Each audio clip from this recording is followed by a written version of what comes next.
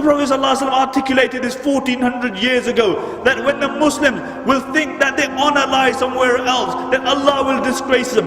Look at the Sahaba radiallahu anhum. These were a group of people who were regarded by the rest of humanity as full safilin. And then the Prophet ﷺ came and he transformed these people. He brought an impetus, he brought a drive, and this was Islam. And then these very people who were regarded as the worst of people became the best of people to walk upon this earth after the Anbiya alayhi salatu wasalam. What was it? It was Islam. See, for other people, other philosophies will work.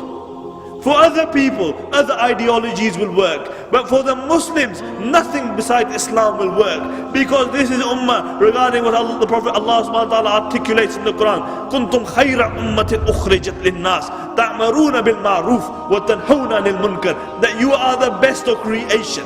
You are taken out for mankind. Now, if you think that you're Israelizing some other philosophy and ideology, you're deluded.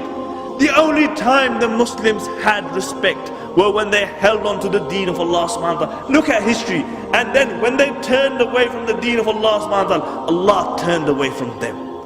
And this is why we find ourselves in the decadence that we do today. Look at the state of the Muslims. And until we realize that the problem that we have today is because we have turned away from Allah subhanahu wa ta'ala, and we go back to the Quran and the Sunnah, we go back to the words of the Prophet sallallahu alaihi wasallam and find our remedy. But the problem is that we look for remedies everywhere else other than where we should. And this is why we're in a sick state. Aren't we sick today? Aren't the minds of the youth confused? What should we hold on to? Aren't the hearts sick?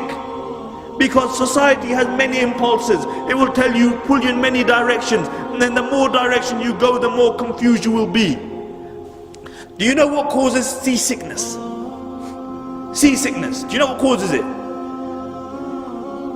See, the ears send a message to the brain that, you know, when the boat rocks, that there's something wrong.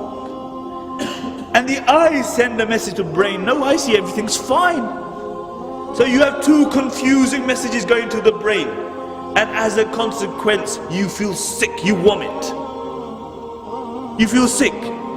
And this is why today you will find that the Muslim Ummah is sick, because we are pulled in so many directions. The minds are sick, the hearts are sick, the brains are confused. And the only thing which remedies seasickness is what? That when you come up to the top deck and you look at something which is totally straight, like the horizon, then all the confusion is removed. And similarly, there is only one guidance for us.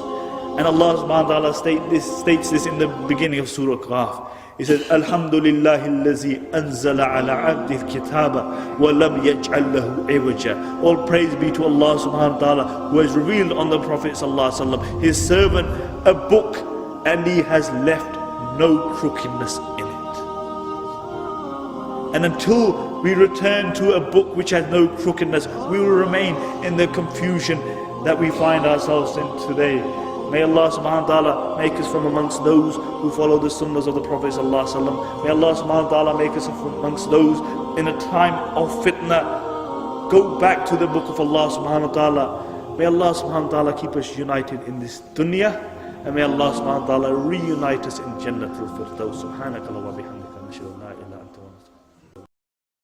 القول قول الصوارم كي تسترد المظالم حتى الأراذيل ساموا رسول أهل العزائم. القول قول الصوارم كي تسترد المظالم حتى الأراذيل ساموا رسول أهل العزائم. القول قول الصوارم كي تسترد المظالم حتى الأراذيل ساموا رسول أهل العزائم.